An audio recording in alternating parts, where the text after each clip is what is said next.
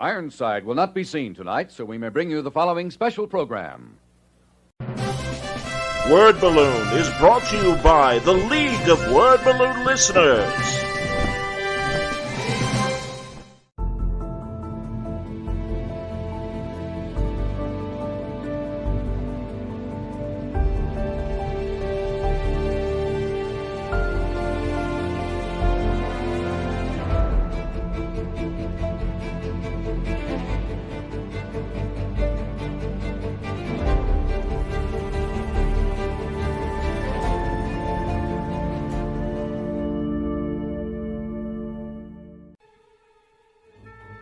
Coming to Kickstarter from the mind of Franco, the man behind Teen Titans Go to the Library, Faye and the Moon, and All Yeah Comics, comes the new LXT, the adversarial fighting card game, live now on Kickstarter.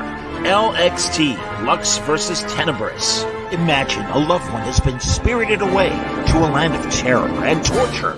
Would you be willing to go after them and fight through a horde of acolytes of the Dark One just to get them back? Developed as a role-playing card game that can be played multiple ways. The cards will have full-color illustrations on the front and chock full of stamps and moves on the back. You can also get the LXT Who's Who book with origin stories and information about all the characters. Still want more? Also available is the LXT Dark Atlas book, filled with prose stories about all the baddies and illustrations from a wide selection of comic artists. There are plenty of add-ons you can purchase separately, like comic books, stickers, original art from the game, and more. It's going to be a howling good time. LXT, live, now on Kickstarter.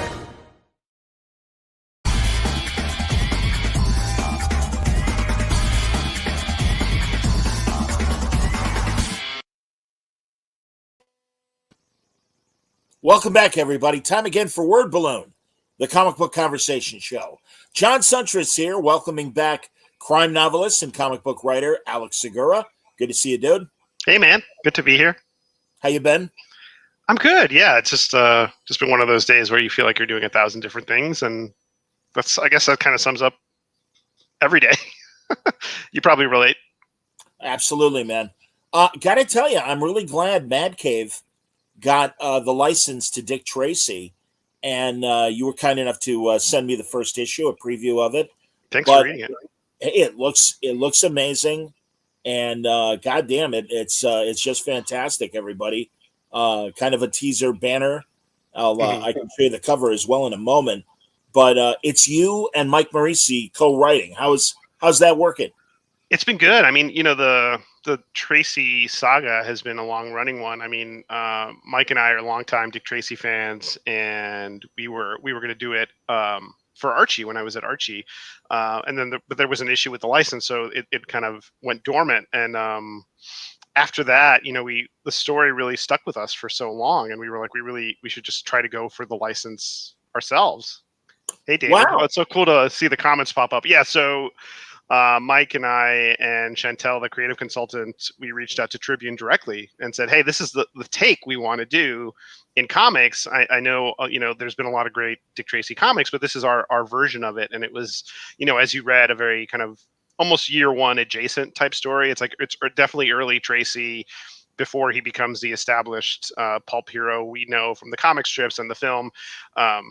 But Mike and I have worked together for a long time. We're old hats when it comes to jamming together. We did The Awakened for Zest World, and it's a very democratic system. There's not a lot of ego involved. We literally we'll plot out the story together in a document, and then just say, hey, you handle the first 10, I'll handle the back 10. We'll trade, edit each other, and I don't think there's ever really. Best idea wins. It's a cliche because it really applies in this situation. And I think the heroes of the book obviously are Geraldo, who's done an amazing job with the art, and Mark Englert has found a way. I don't know. He's just so talented. He's found a way to give this book a very gritty crime noir palette, but still evoke the film. Like, you look at some of the characters and you're like, oh, okay, I get it. I get where we're at in terms of just color scheme and lighting. And Jim Campbell has, I think, lettered pretty much everything Michael's written. He's lettered a lot of stuff that I've worked on. He did Blood Oath and The Awakened. he does this thing, and I'm sure you saw it when you read the first sequence, that first opening shootout. There's one page where a caption literally becomes like splatter on the wall, and I think there's a way to do that in an interesting way, which is what Jim does, and he doesn't lean into the gratuitous. He just makes it work, and I think you look at that page and you're like, oh damn, okay, this is what we're doing here. And so yeah, Mad Cave has been amazing to work with, and the second that we reached out to them and said, we have the license and this is our take, we just need a publishing partner, they were all in, and they've been so supportive in terms of marketing and promotion, and Chantel, our creative consultant, and Chaz Pangburn, our editor, have been great voices in the room, just kind of protecting the brand, but also saying, hey, what can we try here that's different from, Dick Tracy's been around so long. There's been so many iterations, and I think the big thing Michael and I wanted to do is evoke Gould, the source material, and honor it, but also bring it forward a little bit, and treat it like a modern reimagining. But it's still set, post World War II. We didn't want to mess with that because there's certain elements to the character that if you take them away, it stops being Dick Tracy. If you take away the wristwatch, if you take away the yellow trench coat and the yellow hat, it just becomes something else. And I've heard, I think there's been takes where people try to do him in the modern day, or a modern, like what if Tracy happened today? And we just weren't the people to tell that story. I'm not saying those are bad. I think we were most interested in doing a period piece, something that's very film noir and cinematic, and also something that just feels like the origin story that maybe modern readers haven't seen. And it's really hopefully, if we succeed, which fingers crossed, it'll be the kind of book that you can hand to someone and say, hey, you're into Dick Tracy, like this is who he is, this is Dick Tracy 101. Or if you just are a crime reader, you like crime comics, it'll measure up as a great crime comic, hopefully, if we succeed. But Geraldo's art, I think, is the home run in the whole thing. I agree with all of that. First of all, obviously modern audiences will likely see the movie before. The strip's still going on, and in fact, and geez, I'm now blanking. Joe Staten, Green Lantern Corps, absolutely, man, doing a hell of a job as the current artist. And I don't know if he also writes it, or they brought in. I don't think he's the current artist. I don't think he's doing it anymore, but he did have a healthy long run on it. And really long run. We're actually we're going to do an event, like a virtual event, and he's going to be part of it. That's awesome. Yeah, no, Joe's great, and such a legend. And I think we always have to kind of thread the needle a little bit, because obviously we're doing our comic take, which is, we keep saying modern, new, but there's such a long storied history, and we definitely don't want to make it seem like anything's better than what's come before. It's just, this is the Dick Tracy story we always wanted to see, which is like a very kind of hard-boiled film noir. And I think the character has such a great rogues gallery. That's the thing that struck me as a kid when I saw the movie. I was like, and if there's a movie that throws everything at the wall, it's Dick Tracy. Like, it 100%. Just goes nuts. Like 30 different characters, like 10 characters are killed in the opening scene. And I remember as a kid just being like completely whiplashed. Like, wow, there's so many cool concepts here. And then after that, I got obsessed with the idea. But the rogues gallery is just like right up there with Batman's rogues, right up there with Spider-Man's rogues. It's just such a great line. Prune Face, Mumbles. We could be rattling off characters for the next half hour. But so we're kind of slow moving that. Like, we don't want to use them all at once in the same way the movie did, but we want to like really elevate these characters and make them feel special, because they are to us. Introduce the world, absolutely. Yeah. And the villains, like you said, it is like Batman's rogues gallery, or Spider-Man, or the Flash. Mm-hmm. And also, you need that classic 4-color comic strip look in the colors. And it is, as much as you want, and I know people have thought about bringing Tracy really to modern times. Mm-hmm. No, and also really, you do kind of push forward the origin a little bit, because it really started during Prohibition and the Depression and the era of Al Capone. And you've got it in this post-World War II era, which still works great. We wanted to show Tracy as a veteran of the Second World War, kind of coming back home, becoming a police officer, but still dealing with the trauma he experienced. And you'll see that more. You see that a little bit in the first issue. It's definitely something we turn up the volume on in issue 2 and 3. But just like how he brings those experiences to bear when he's dealing with literally a war in his hometown. Like what happens when the war you fought in Europe or across oceans now feels like it's coming to your backyard, and how he deals with that.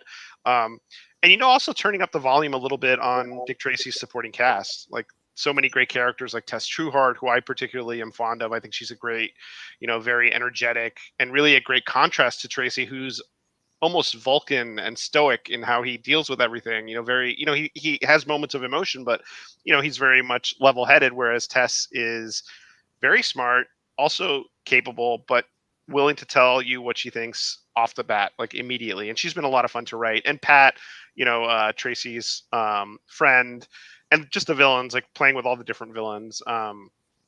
It's been a blast. So I hope we get a lot of runway. I hope we're able to, in this, the market is what it is. Like it's a challenge to launch a new series. So hopefully launching with something that's identifiable, and, we're pouring ourselves into it in terms of our best work, but we want this first arc to really establish the world, and then hopefully be able to tell some more stories after that.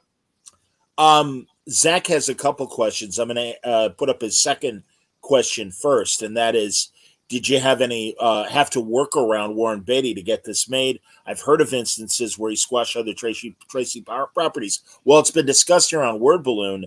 I remember Oming and Bendis were going to do a Tracy thing, and I forget what publisher it was. And the Beatty option, and the fact that he had whatever rights he still retains, was like, excuse me. And I also know the Tribune Company, from a television syndication point, was going to do like a Gotham Central, but essentially Dick Tracy. And in that case, definitely Beatty was, no, you can't do it. So you said you'd made the deal with Tribune, but was Beatty at all involved? No, I haven't interacted with him. I mean, it would be an honor to chat with him. I mean, I love that movie, and I'm a fan of his work. We haven't interacted with him directly. We dealt directly with Tribune, and they've been actually very awesome to deal with and super supportive. I think the big thing for us is also, we love the movie, we love the source material, the newspaper strips. We just didn't want to feel like we were riffing on them too directly. Like, this is our take that honors and plays in that space. But the movie's a huge influence. I think it's the kind of film that's aged really well. I watched it again recently, and it's just like pop candy. But it has a lot of the same dark deco vibes that made Batman the Animated Series a success. This kind of timeless vision of the world that is obviously entrenched in a period of time, but also feels like it could happen at any moment. So I feel like we owe a lot to the film, which is great. It was one thing when the iPhone came out, and but now the iWatch, and it's like, holy fuck, here we are living in Dick Tracy times. That's 100%. I thought that was so cool as a kid. The only thing that's missing, and it's later, and I think it started in the 60s, were the hovercrafts, the flying garbage cans. When, as you know, and I'm assuming, given yours and Maurice's love of noir and crime, if you ever were to do a Moon story, that's way the well in the future, should you ever want to do that. And I don't even know if you want to do that. I mean, I'm always a fan of like recognizing the history and nodding to it. I don't know if we're going to put him on the moon, but maybe, we know that that's a part of Dick Tracy's lore. So, if it's a dream sequence or like something like that, I think we would find a funny way or a unique way to play it without, I think Mark Waid has said this, or a lot of people, the best way to handle characters with really complicated continuities or backstories is to just get to the core of what makes the character. Like we were saying, like, you can't do Batman without the origin story. You can't do Batman without certain things, and the rest is just on the table, and you can play with it, and you can play with it in your own way. You don't have to negate anything. You don't have to get into a continuity battle about, retconning what came before. You just play with what you want to play with. And, these stories are going to continue long after we're gone, and people are going to be writing these characters long after we're gone. So you're really adding to the mythos. It's kind of full circle talking to you about Dick Tracy, because literally one of my first episodes of Word Balloon was with Max Collins. And again, I remember in the 70s when he took over the strip from Chet Mhm. Gould, and Dick Locher was still drawing the strip. Yeah. So he had the original artist with him. So from a continuity standpoint, you didn't notice, but Max is such a great crime writer himself. And He and is. Yeah. really, and one of the first things he did, mentioning all the moon stuff, like he threw that away, and like you said, went back to basics. And it's Yeah, like, and it no, was a man, great run. Great yes, run. amazing run. Yeah, And Max has had a huge influence on the character. I mean, he wrote the novelization. I remember because I read it. The second, I was that kid, I watched the movie and sure. I immediately went to the bookstore and picked up that very yellow cover with the movie poster. And that was my first kind of awareness of Max Allan Collins. And it's funny, I think I told you the story before, but when I met him at San Diego Comic Con, I think it was like 2009 or something, a long time ago. Will Dennis introduced me and said, "Hey, I want to, I know you love crime novels. I want you to meet Max Allan Collins." And the first thing I blurted out was like, "I loved the Dick Tracy novelization." Meanwhile, this is the guy that wrote Road to Perdition, so many, iconic crime novels. But he was very kind, and I've since gotten to know him a little bit better. But yeah, Well, listen, man, honestly, he's very proud of a lot of his novelizations because just like the Tracy book, he puts more into it than yeah, what you got in the movie. And yeah, God, it he really did, expands on stuff. Yeah. yeah, was it Cliffhanger, the Stallone movie, the rock climbing kind of Oh, movie I or don't know. I whatever? can't say I've read that novelization, but I am He sure put it's in a good. If whole you're he put in a whole different subplot and made it a more interesting wow, story than the BS we got on the screen. No, and Alex, yeah. at San Diego, they do those adaptation Oh, the award. media tie-in awards. Yeah. Yes, yes, Yeah. and It's Max hard. is It's work. It's writing. It's not like it's all what you make of it. Like I've done a lot of work for hire novels, and I've done my own novels, like Secret Identity. That sure. it's the work is different in that sometimes the sandbox is built, and other times you start it all on your own. Oh, hey, Kyle Fegley joining us. Hey, Kyle. Hey, Kyle. Uh, I've been meaning to join the Licensed Novel Professional Society that I think Collins co-founded. Let's do it together. Yeah, let's do Sure. it. Just I remind me. love Send me that. send me the form.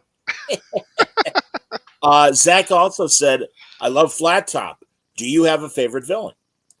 I was always traumatized and freaked out by Pruneface. Just first in the Sure. movie, and then the thing about Chester Gould's art, it's just very grotesque. It's almost like body horror. A lot of his best villains are just these grotesque guys that just look completely monstrous by design, and his art style is very similar to like. I guess Bob Kane is a contemporary, or Shelley Moldoff. That same like Yeah.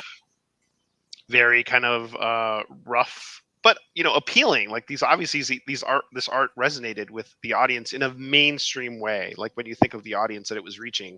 Like this was in every Tribune newspaper for decades, so Since that's 1931, I want to say, something yeah, like you're that. tapping into a huge audience and a huge readership. So it's a different kind of medium and audience than a traditional like comic shop comic book. But yeah, Pruneface, I love the blank, obviously. Blank, good one. Yeah, and Flat Top is huge. He's kind of the bullseye of if we're doing a Daredevil comparison, he's kind of like the bullseye of the organization, and he's just a great villain, just like a total psychopath. Yeah, and also we'll get a lot of name checks in that first issue, Hmm. and see a couple other Tracy villains. I don't want to spoil too much of the story. Yeah, yeah. Uh, There's a nice reveal at the end, and I think Mike and I are just such fans of Tracy that every time we even show like a second tier or third tier thug or criminal, we're like, well, who can we weave in here from the lore? So if you're coming into this with no knowledge of Dick Tracy and you just want to read a fun crime comic, hopefully that scratches that itch. But also, if you're like super into Dick Tracy, you're gonna get Easter eggs galore. 100%, man. I was named after a Tracy villain. My nickname at the score, and I refer to my production company as Uh-huh. Shaky Productions. Oh, funny. And yeah, so also, God, not only growing up with the strip, but I remember that DC Treasury edition where they republished Yeah. I think the first Tracy Flat Top story and the subsequent story as well. Yeah, Actually, I think initially they killed Flat Top after the first story and everything. They gunned him down. Yeah, and then he proved to be so popular, and that's kind of so many great comic book characters and Like the newspaper. Joker. Yeah. Yeah, and it's funny. There's so many great Tracy comics too. There's one in particular that I love. It's the Kyle Baker comic that came out right around the movie, and he even draws Tracy a la Beatty, which is interesting. So it's clearly like a licensed product, but he brings that same energy that he brought to like the Shadow, which was I think maybe a few years before, when DC relaunched it with Helfer writing it. But it's just Kyle Baker at his best. It's if I was the one Tracy comic I always give a shout out to.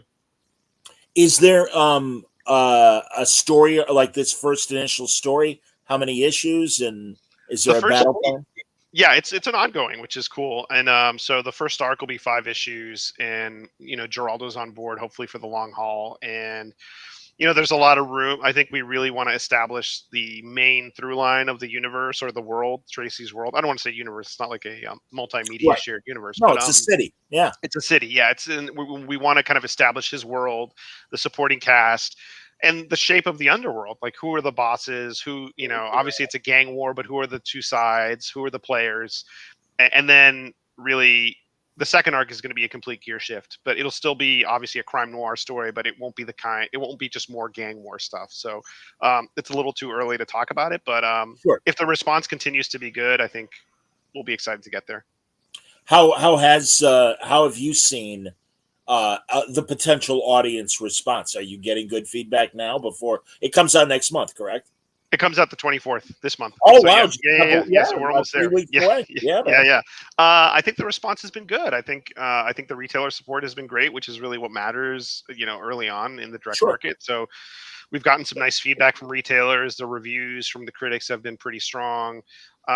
It's funny because even like random people that I know that are not like tapped into comics have reached out to me. Like my aunt was like, "Oh, I hear you're writing a Dick Tracy book." I was like, "Whoa, you don't even read comics." So it's been good. I think it's been good, and I think the covers that Mad Cave put together are just beautiful. Like Sean Martinborough, Francesco, that Panosian cover is really great. Geraldo's main cover is great.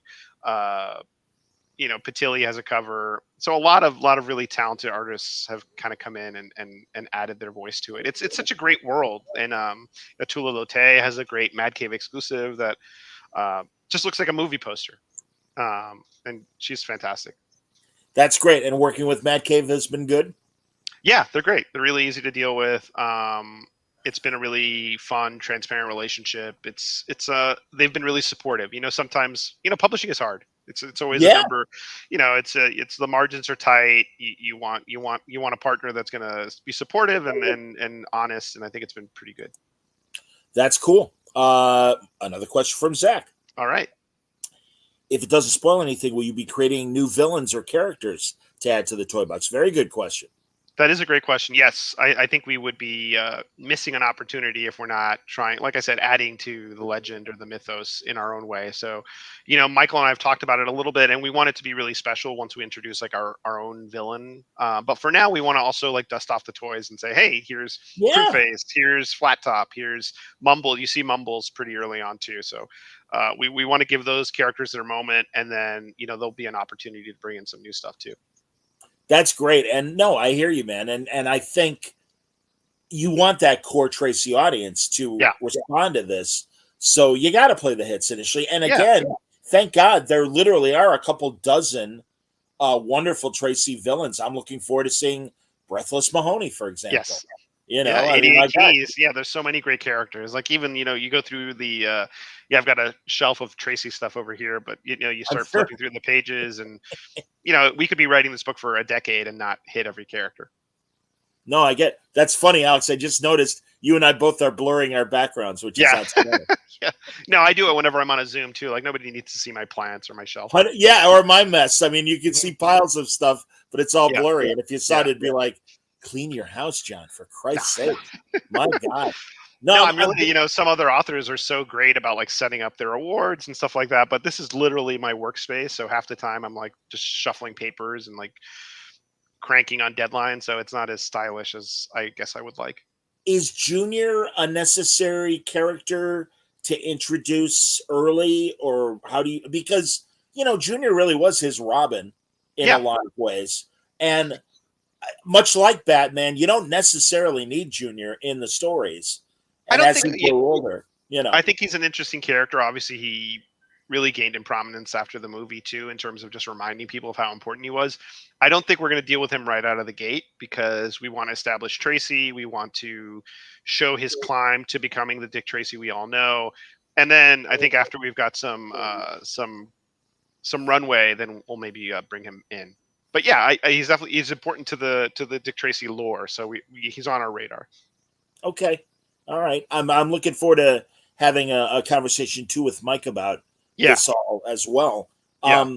But I hear what you're saying in terms of almost Vulcan stoic kind of demeanor that Tracy always had in the comics and in the books. Yeah. And I am interested to see what layers are underneath that demeanor. And I think you're right. Putting him in a post-war war and as a veteran gives you an opportunity to show a different side of Tracy.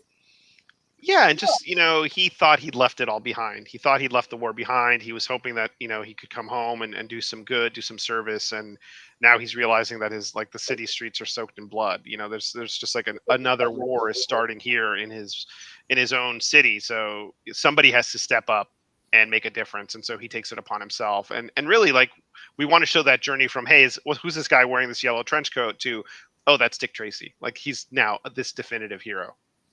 There's you guys did play a little bit with the opening stories, and I won't go into detail. I'll let people read it.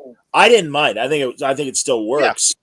But Tribune was okay with that, obviously. Yeah, they've been totally supportive. I think with something with a property like this that has been around so long, no, you can't really poke at what literally started the character. So, if we want to veer off, play a little bit of jazz and improvise, I think they're cool with that, as long as it's good, or they feel like it's good, and it's still true to the concepts, which I think it is. Mike and I love these characters, and when we write them from our experience with them. So they sound like who they are supposed to be. Yeah, only the real uber nerds are, and I'm sure they're out there. And listen, hey man, I'm one of them. Yes. Well, and yeah, man, and I am too with Tracy, and that's why I noticed the slight change. Mm-hmm. Didn't bother me. It doesn't hurt the basics, and you still have a very consistent Dick Tracy and Tess Trueheart for that matter. But again, people will, if they know it, they'll see it in the first issue. But regardless, I think. I don't mind, but yeah, I was wondering how slavish Tribune might be, and that's they've been really supportive. I think they enjoy the material, and obviously they see everything. They see the script, they see the art as it comes in, and so they approve it every step of the way. And they've been great. It's interesting to hear that you guys are the ones that obtained the license, because I know Mad Cave as well is bringing back Flash Gordon, for example. Yeah, and that's kind of what made them really an ideal partner. That this is not a book that would exist in isolation. It's not with a publisher that's not doing anything else that's in the same wheelhouse. Doing Flash Gordon, they've got the Gotcha Man stuff. They've produced a lot of a lot of horror and crime comics. So Dick Tracy fits in really well, but also stands out. If that makes any sense. It's a licensed comic. It's very definitive, but it also doesn't feel like an outlier in their publishing slate, which is important to us. That way we know, okay, Mad Cave knows how to promote this kind of book.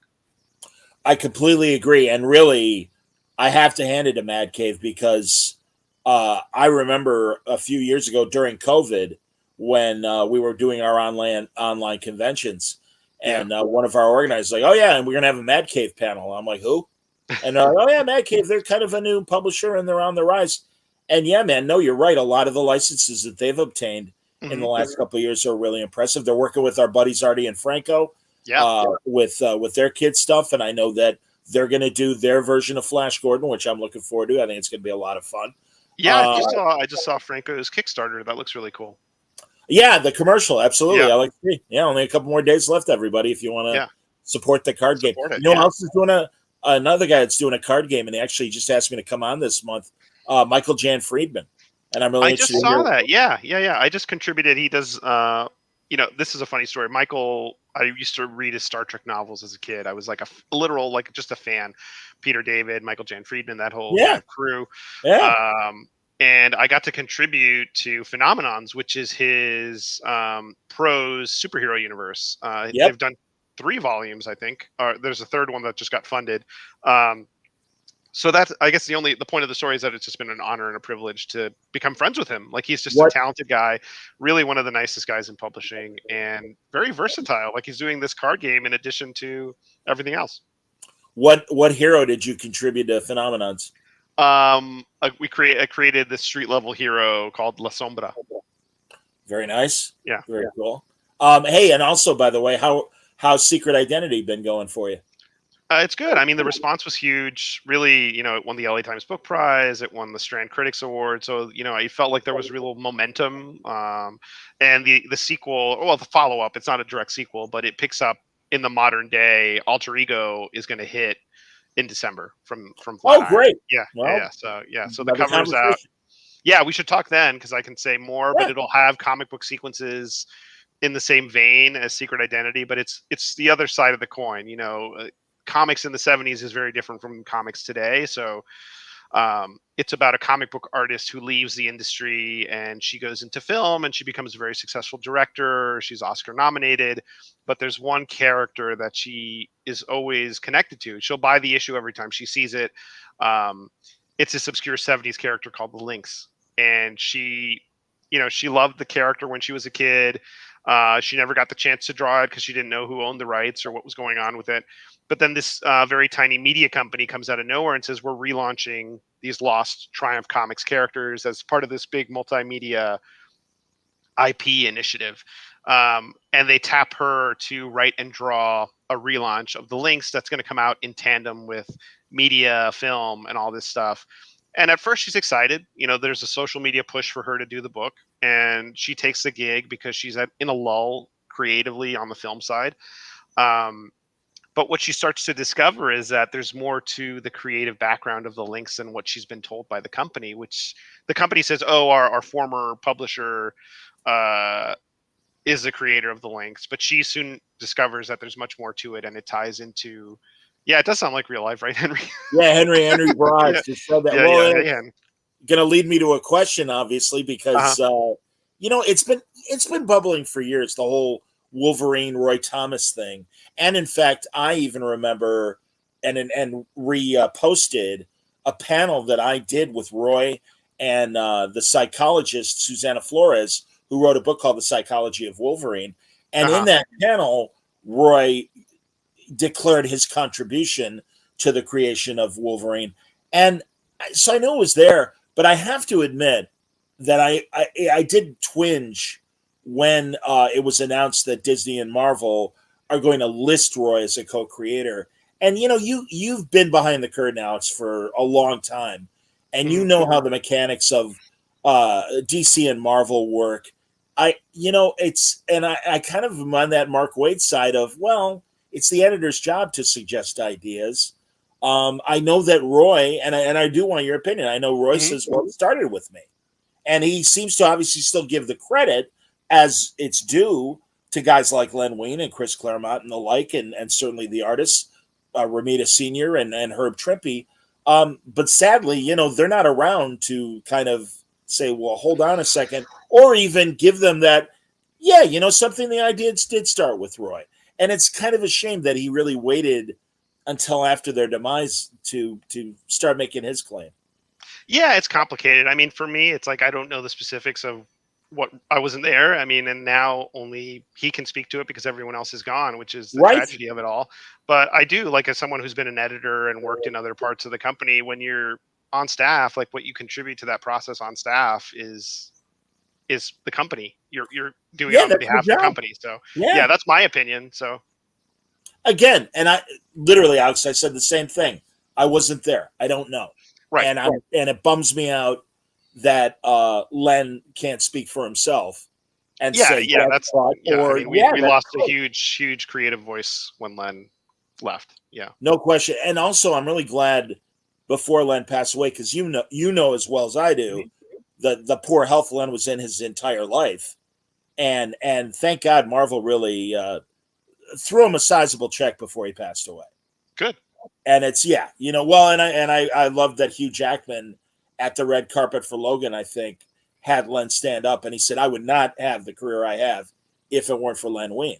And it's like, Yeah. that's amazing, and that's pretty generous. And also, Roy has created dozens, if not more, other characters that, like the Vision, like Ultron, like Iron Fist. So I mean, he certainly has done his share of big characters that Marvel has exploited into TV and film. I don't know. Yeah, yeah. I mean, Len was great. I mean, just like bubbling with energy. Just creative at every. I mean, I only knew him. I was in publicity when he was doing stuff at DC. I mean, Yeah, so I got to know him that way. And he's just a great guy. Just one of the best. yeah, and one of us, exactly, man. Kid fan that turned that love and everything into a career, and always just the greatest guy.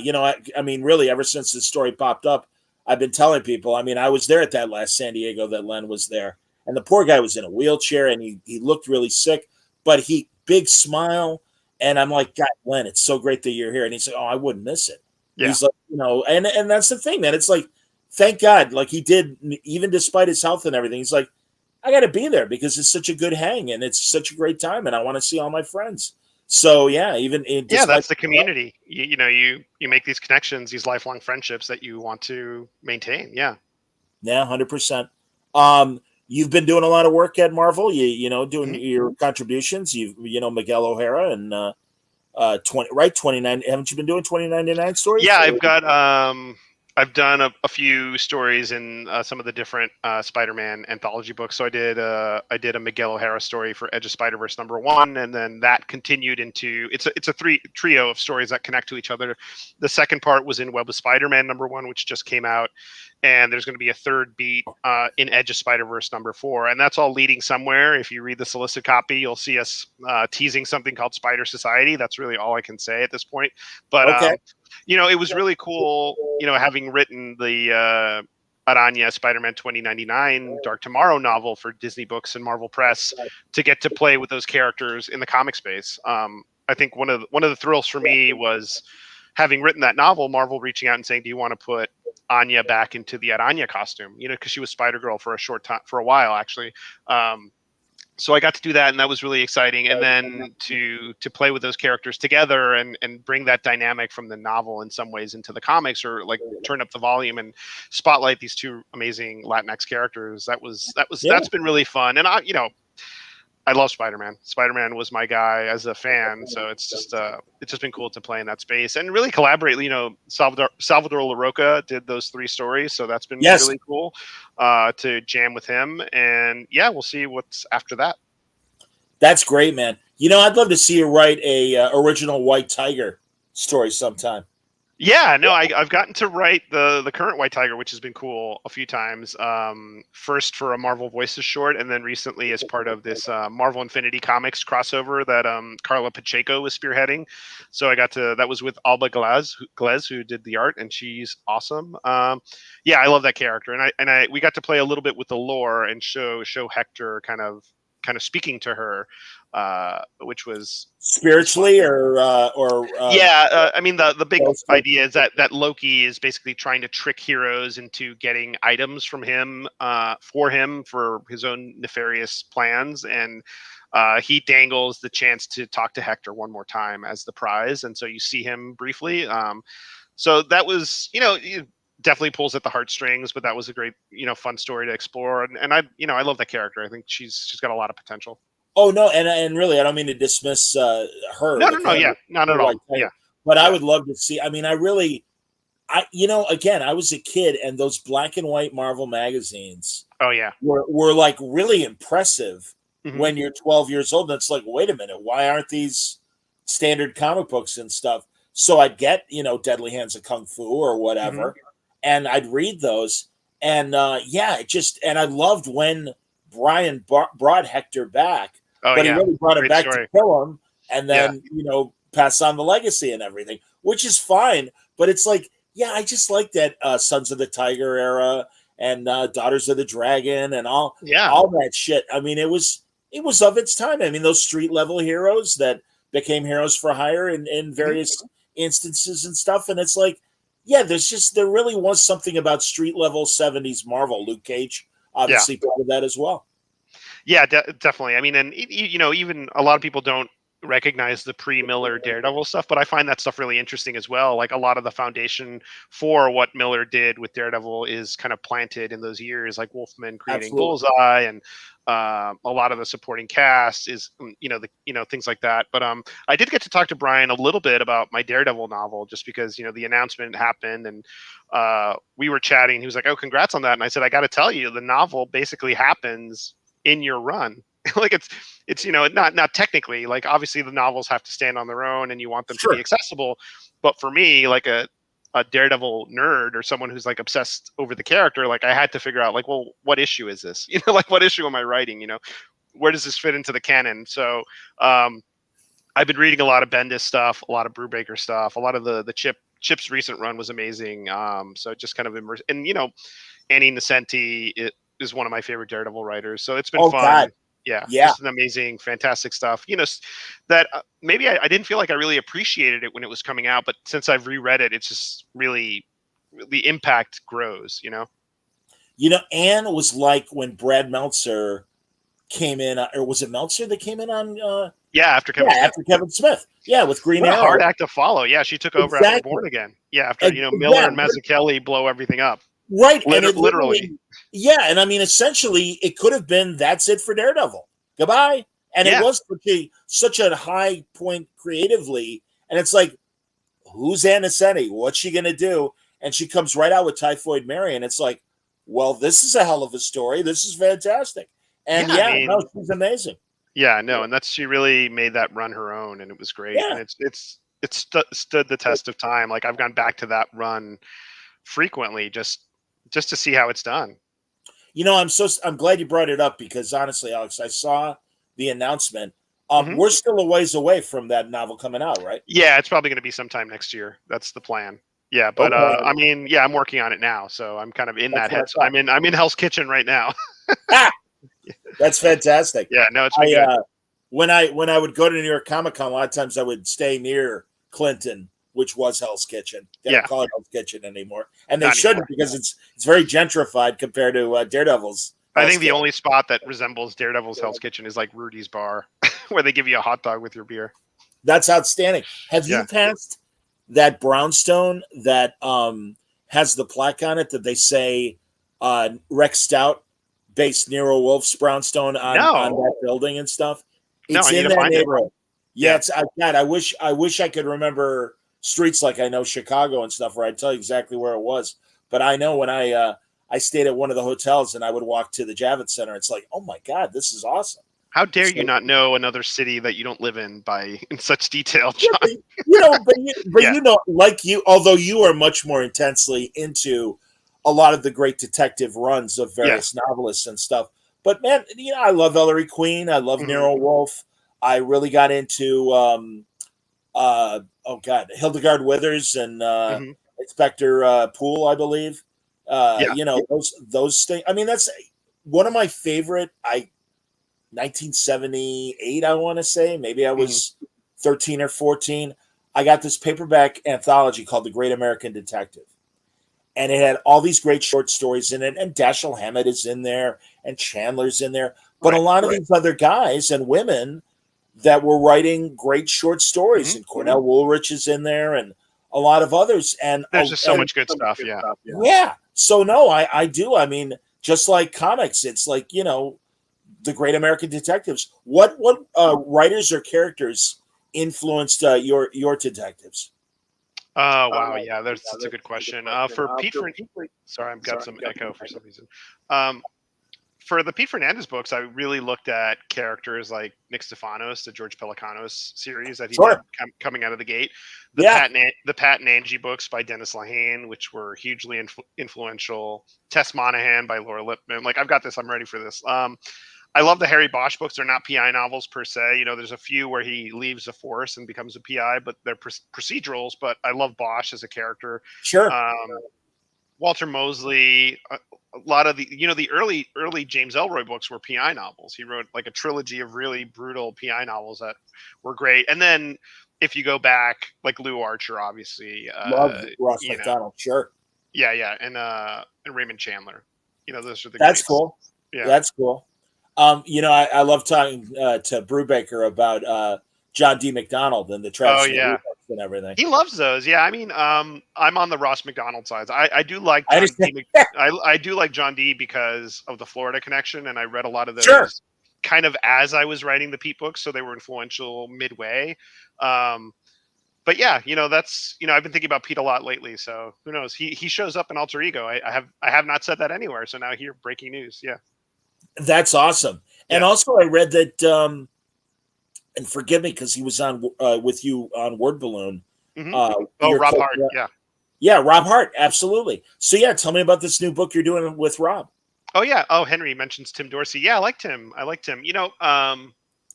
Yeah, there's a lot of great Florida crime writers. But yeah, Tim Oh yeah, Dorsey is one of them. Carl Hyacin and Carl Hyacin, yeah.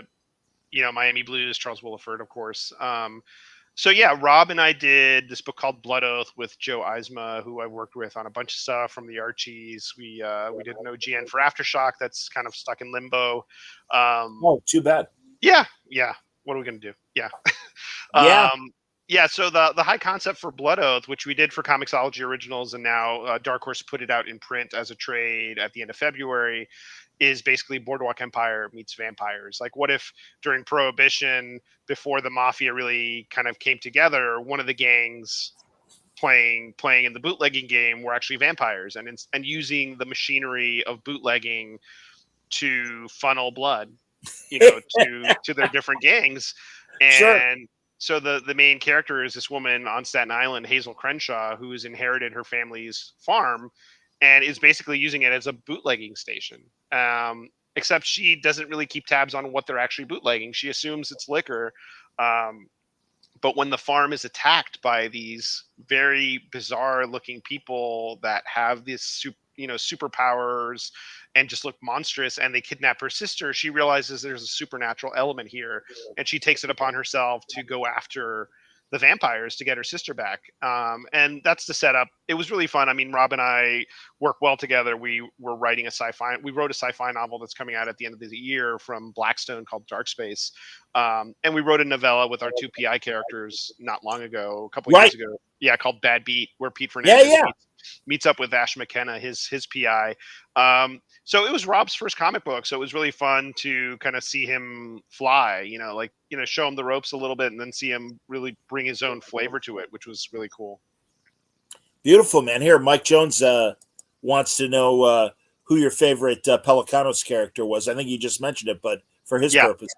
Yeah, great question, Mike. I love all of George's books. I think, I'm blessed that, as a fan, I got to actually become his friend. Like, he's really a great guy and really an inspiration in terms of writing and just professionalism. But I have a soft spot for those first three Nick Stefanos novels. And what I love about what George does, just from a meta perspective, is that all his novels take place in or around DC.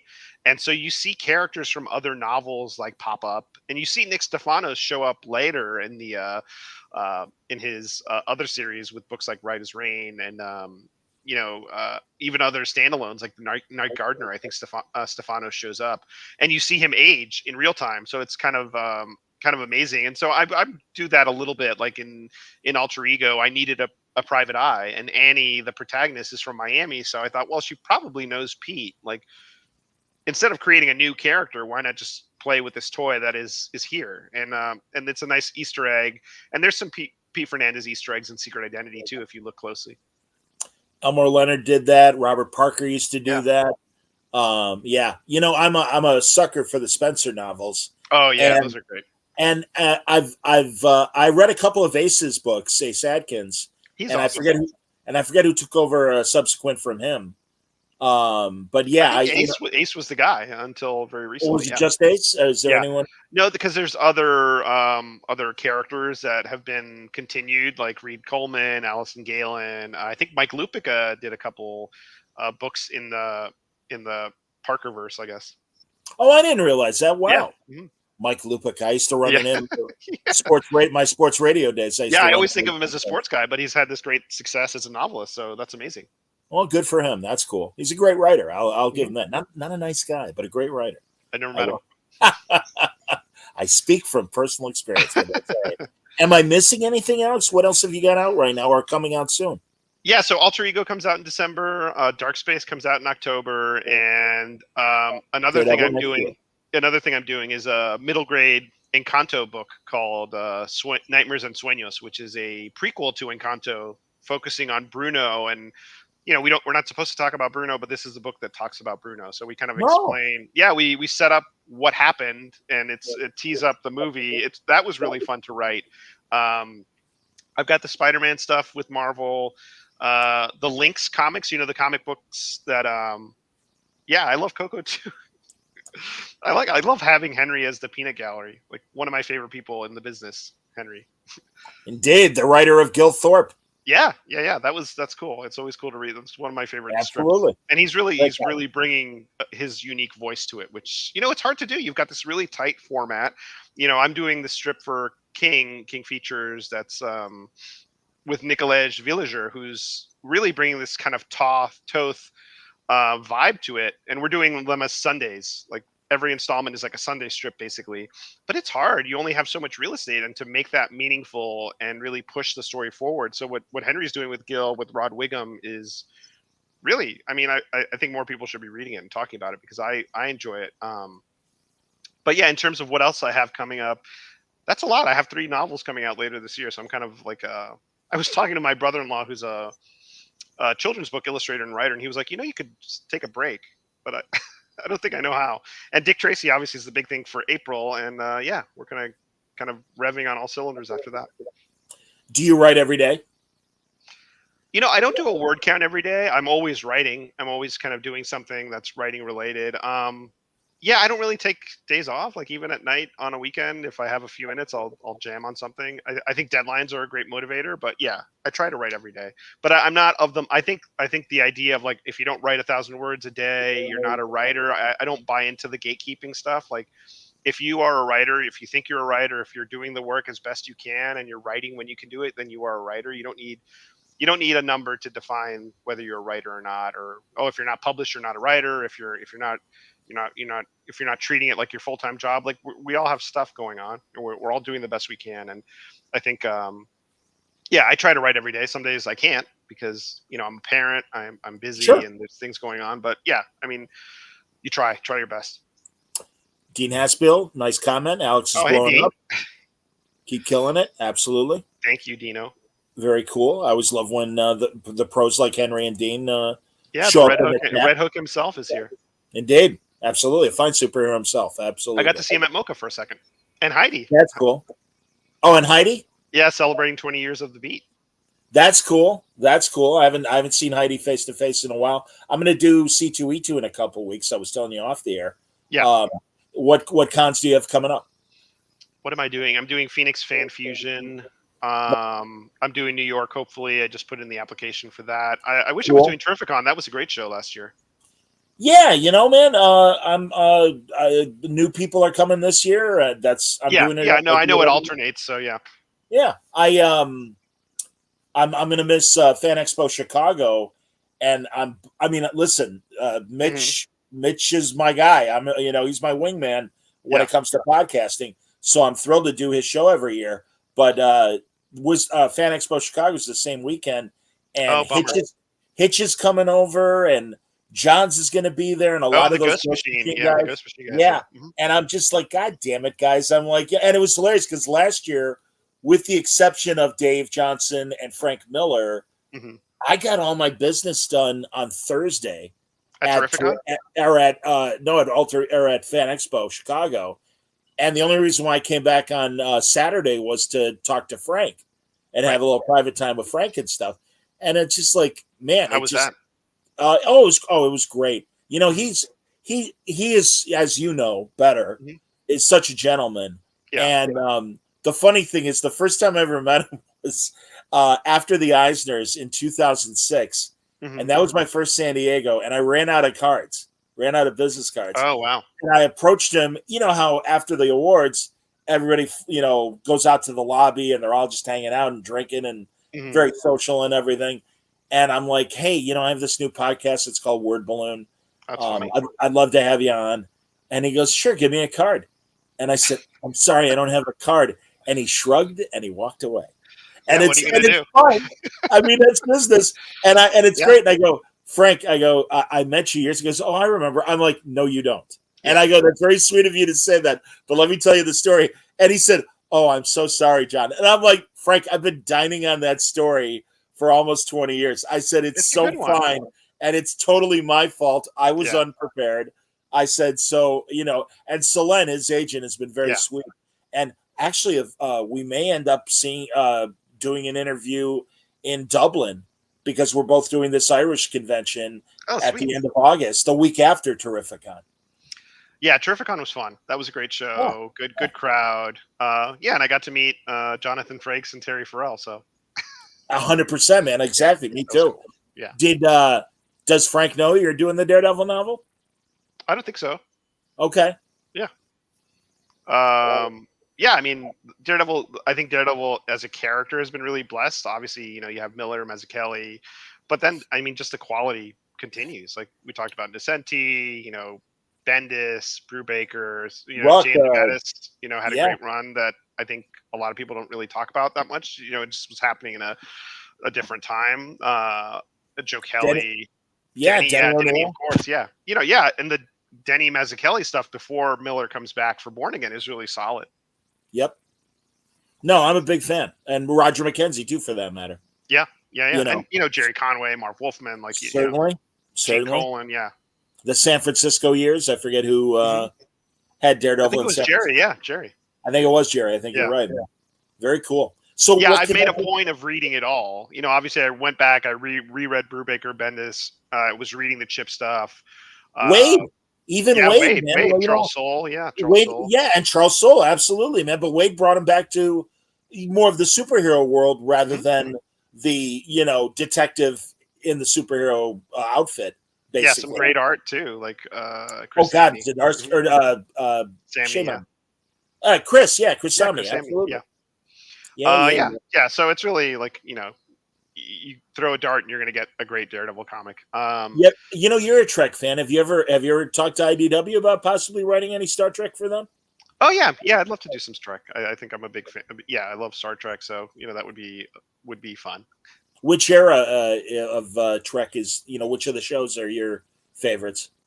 I was always a TOS guy, but then as a kid, I really fell into TNG. Like TOS was on the air late at night, so if everyone was asleep and I was able to turn on the TV, I'd get to watch the episodes in black and white, and that was cool. But then TNG was on; I'd watch it with dinner every night. So I was big into TNG, and Deep Space Nine was really cool because it was the first show that I remember launching.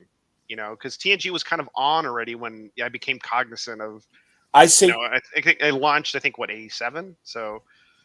Yeah, around 87. Right. But Deep Space Nine was the first show that I kind of got to see from ground, the beginning, and that was really cool. I think Voyager's having a bit of a renaissance now, which is cool. But I was never super into Voyager. But and Enterprise, after that I was already a fan, so I was watching Voyager, I watched Enterprise, and then the new stuff. I really like Strange New Worlds. DS9 is my favorite. I mean, I love TNG, and like you said, meeting Frakes was amazing. And nice guy. He complimented my beard, so I'll take it. Oh, that's hilarious, man. No, he is. And I told him I did a Zoom with him, but he didn't want me to have the camera on, so I presented it as an audio only. But at the end of the conversation, I couldn't help myself. And his wife, Jeannie Francis from General Hospital. Mm-hmm. I mean, high school and college, I was a massive Laura fan, her character. And I'm like, hey, man, I hope I'm not being creepy, but I had the biggest crush on your wife. And I go, she's still lovely or whatever. And he's like, oh, he logged off right after that. Yeah, exactly. We're done. Stay away from my wife. No. And I, of course, she was with him at Terrificon last year. So I told her. But no, he's like, oh, no, she loves hearing shit like that. I'll tell her. I'm like, okay, great. That's cool. You don't want to be a jerk. I mean, you got to read the temperature of the room. But I'm like, all right, I hope this is okay. Yeah. I like, your wife's hot. Sorry. But what shows what conventions are you doing? Oh, you said. Yeah. Those are the big ones, I think. I might do. I'm not sure if I'm doing BoucherCon this year. We'll see. We'll see what happens. That's what I was wondering, Alex. Was what mystery and detective cons you might be doing? Novel cons. There's a small Connecticut one called Crime Con that happens in October, so I'll probably do that. Okay. It's challenging. It's not challenging. I mean, most of my stuff is coming out towards the end of the year, so I think I'll probably go on tour for Alter Ego towards the end of the year, and then I'll visit a lot in the country, which will be fun. BoucherCon is always good. I'm actually going to be the Toastmaster next year, so that'll be fun. Wow, that's terrific, man. Yeah, cool. That's a huge honor. I don't think they've even formally announced it, but now we're announcing it, I guess. That's great. What city is BoucherCon? New Orleans. Yeah. Oh, very cool. You gonna come to the Milwaukee one? I know that you've done that show before. I know that. Yeah, I've done that. I don't think they've done one in a while. I think it's now. Yeah, now there's the Midwest Mystery Conference, which used to be Murder and Mayhem in Chicago. Now is the Midwest Mystery Conference, and I've done that a few times, and that's been really fun. But yeah, Murder and Mayhem in Milwaukee was a blast. I met a lot of I met Joe Lansdale there. Got to just see a lot of good friends. Like really, I was a fan in that space for a long time, like going to those shows before I was published. So sure. It was really cool to just be a part of that community and still be a part of the community now. Yeah. That's great, man. Hey, way to go. As it's always good to touch base with you. Yeah. We've known each other a long time. We certainly have, man. And many good conversations on and off the air. Yeah, for sure. Happy early 20th. Oh, thanks, brother. Next year. Yeah, man. Yeah. May 10th will be 19 years this year. That's crazy. And yeah, next May 10th, it'll be 20, which is insane. Well, I'll wait for my invite to the party. Absolutely. Well, I'll have to do something. I'll have to do something for the 20th. I don't know what I'm going to do. You should do it doing two next year. That's an interesting point, and maybe I should. Maybe because I was telling Alex, I'm like, I'm doing this Svengoolie panel at C2E2, and I stopped kind of submitting panels on my own. The guys, Art and Franco and everybody, we were doing them consistently. We're not doing it this year. Mm-hmm. And no, you're right. Maybe because it's the 20th anniversary, and my project. I want Word Balloon, League of Word Balloon listeners know. Alex knows. I was telling him beforehand. I don't want to announce it until it's further along, but I'm working on some, everybody, and I will definitely have it for this year. God bless you, son. You're a good man for saying that. It'll be cool. Enough about me. Back to Alex. Way to go. Good. Yeah, thanks for having me. Absolutely, man. Everybody needs to grab Dick Tracy in a couple weeks from Mad Cave. You will not be disappointed in what Alex and Mike Marisi and company have in store for you. I've read the first issue. It is excellent. And way to go. And excited for Alter Ego and the Daredevil novel next year and everything else you've been talking about. The crossover with Rob as well, Rob Hardigan. Yeah, that'll be cool. Yeah, it was fun to, we're talking about Trek, but Dark Space is very much like a love letter to that kind of sci-fi. We call it Star Trek meets John le Carré novel. Both up my alley. So you're going to have to. I think you'll dig it. Yeah. I was going to say, you're going to have to send me the advanced read so we can talk about it when you're ready. Yeah, we'll talk about it. Yeah. Thanks again for having me. This is always good. Always a treat. Man, my pleasure. Coming up late tonight, starting 1 a.m. East Coast time and midnight my time. I'm talking to Rob Meyer Burnett. Discovery, Star Trek Discovery, just their first 2 episodes dropped today. And I know Rob has thoughts, too, on the whole Wolverine controversy, a few other things in comics as well. So we're going to have a nice conversation late night tonight. So if you didn't get enough of me in this last hour, I'll be blathering. Exactly. Stay tuned. Until next time, everybody stay safe, stay happy, stay healthy.